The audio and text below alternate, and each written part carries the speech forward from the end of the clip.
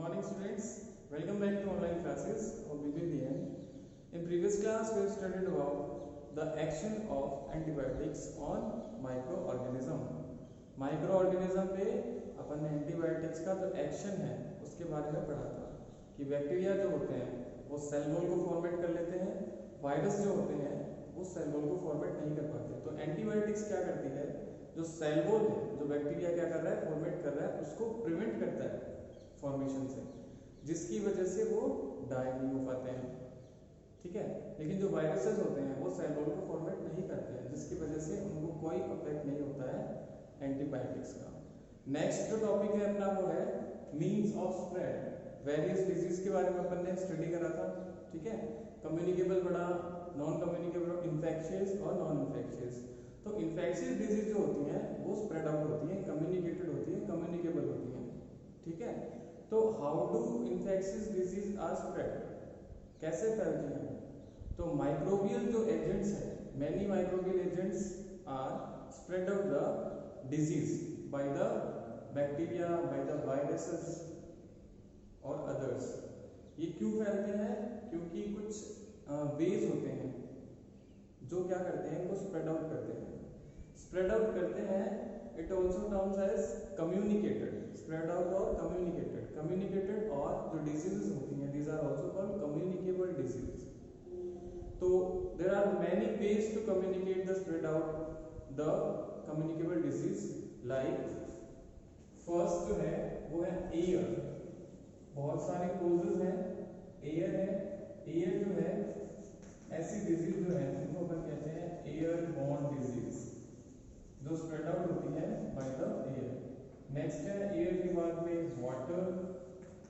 Water जो disease borne करता है these are known as water borne diseases.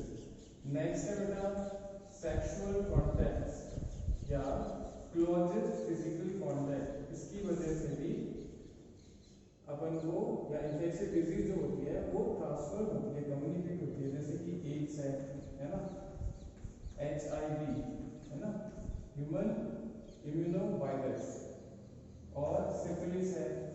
Syphilis जो क्या है, कुछ सेक्सुअल ट्रांसमिटेड डिजीज है जो सेक्सुअल कॉन्टैक्ट से ही कम्युनिकेट होती है, सेक्सुअल ट्रांसमिटेड डिजीज।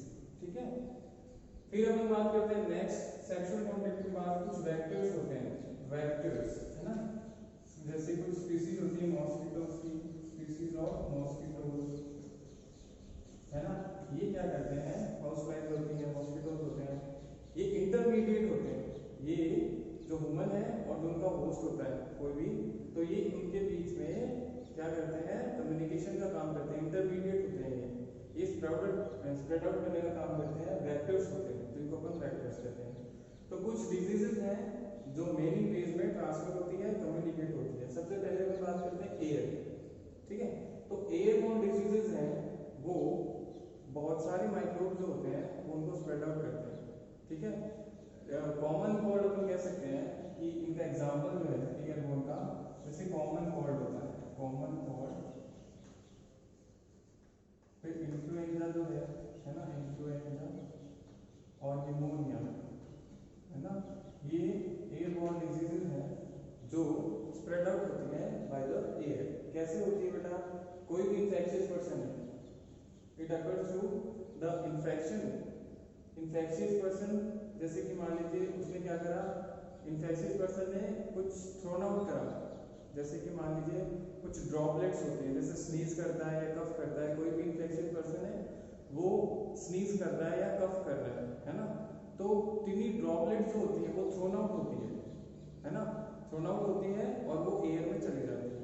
अब क्लोजली रिलेटेड कोई आदमी जो है वो हेल्दी पर्सन है ना, वो वहां पर है, standing out the closing people, तो वो क्या करेगा, उसको ब्रीथ इन कर लेगा। तो टिनी ड्रॉपलेट्स हैं और वो क्या है, हाईली इन्फेक्शियस है ना, वो इन्फेक्शन लेस है, इन्फेक्शन है उसमें, तो वो जो ड्रॉपलेट्स है वो एक हेल्दी पर्सन जो होता है वो उसको ब्रीथ इन कर लेता है, एंड द बैक्टीरिया और जो वायरस है get started a new infection, और वो उसके अंदर चले जाते हैं हेल्दी पर्सन के।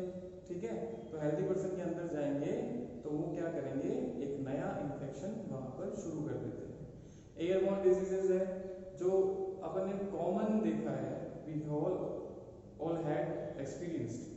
अपन ने क्या देखा है, जो कि किसी भी पीपल को जो सफर कर रहा है फ्रॉम कॉमन कोल्ड, अगर उसके पास अपन बैठते हैं तो अपन भी क्या हो जाते हैं, इन्फेक्टेड हो जाते हैं। ये बहुत नॉर्मल जो है एग्जाम्पल है, जनरल एग्जाम्पल है कि किसी को खांसी जुकाम होती है, अपन उसके पास बैठ जाते हैं, ठीक है।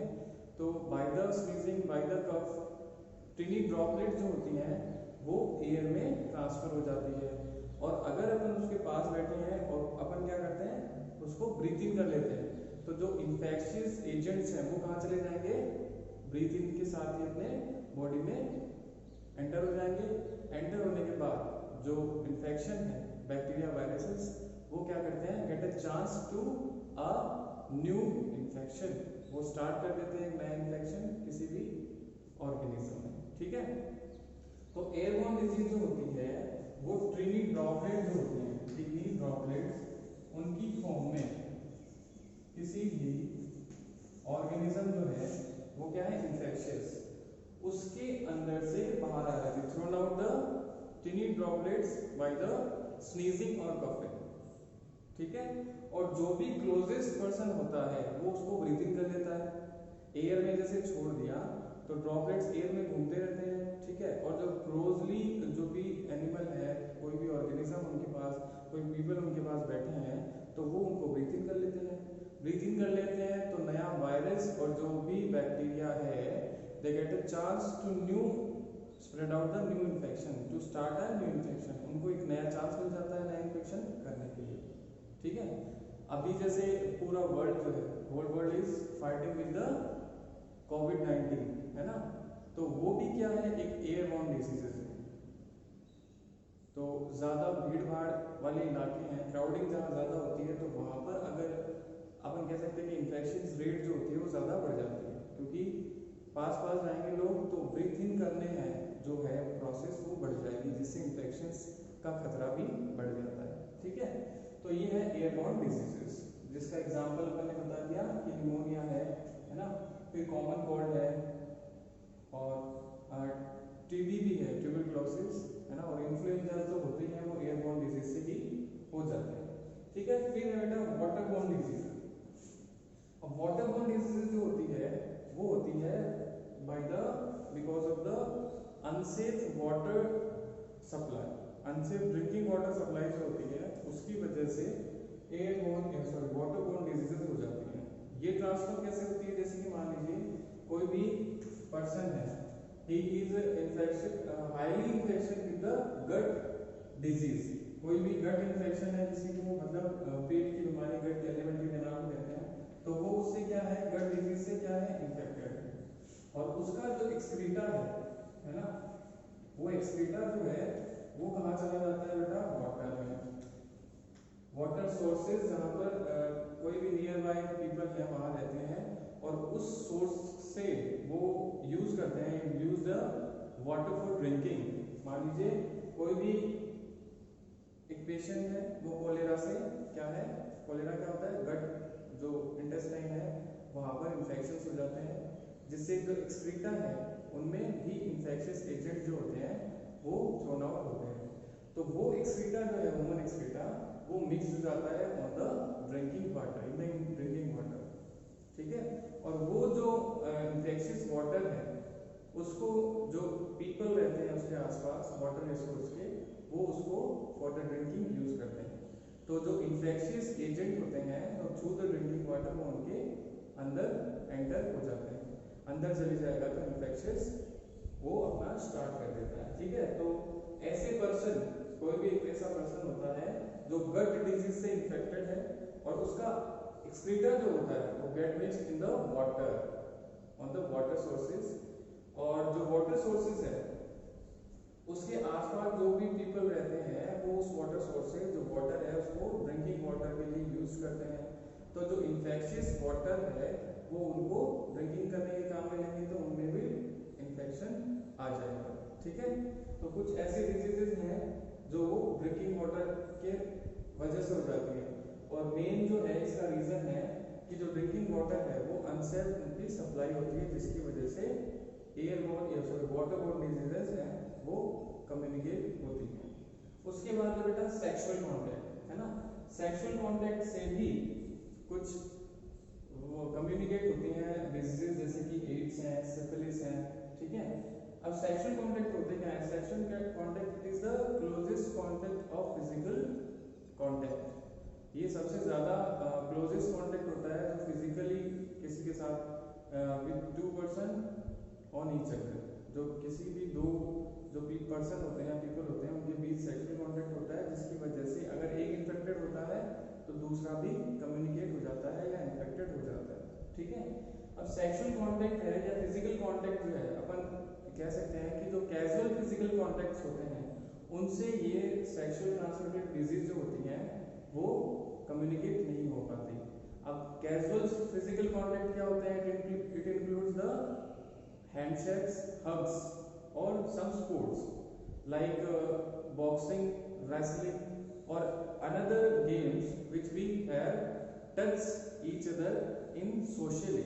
अगर अपन किसी के सामने प्राइवेटली नहीं, है ना, सोशली अगर किसी को टच कर रहे हैं, फिजिकली टच कर रहे हैं, तो उसकी वजह से ये नहीं फैलता है। लेकिन अगर सेक्सुअल कांटेक्ट होता है तो सेक्सुअल कम्युनिकेटेड डिजीज जो है या सेक्सुअल ट्रांसमिटेड डिजीज जो है वो इन्फेक्टेड हो जाती है, ठीक है। फिर अपन बात करते हैं कि वेक्टर्स।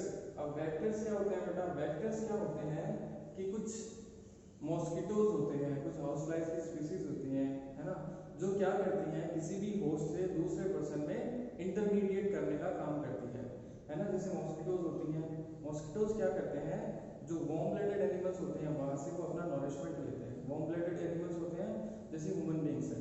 ह्यूमन बींग्स क्या करते हैं? वार्म ब्लडेड होते हैं, मीन कि उनका जो कांस्टेंट टेम्परेचर है, बॉडी टेम्परेचर, वो हमेशा एक जैसा ही बना रहता है, कांस्टेंट होता है। एनवायरनमेंट का जो टेम्परेचर है उससे वो चेंज नहीं करते हैं, है ना। तो वार्म ब्लडेड एनिमल्स को वो क्या करते हैं? अपना नॉरिशमेंट लेते हैं वहां से, जिसकी वजह से जो भी उनमें इन्फेक्शियस जैसे बैक्टीरिया, वायरसेस होते हैं वो किसी हेल्दी पर्सन के अंदर इन्फेक्ट हो जाते हैं, ठीक है।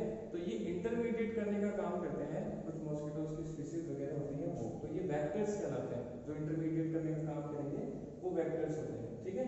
तो ये है मीन्स ऑफ स्प्रेड कि कैसे कैसे जो डिजीजेस होती हैं वो स्प्रेड आउट हो जाती है in the environment. Airborne disease, water और सेक्सुअल कांटेक्ट और वेक्टर्स, ठीक है।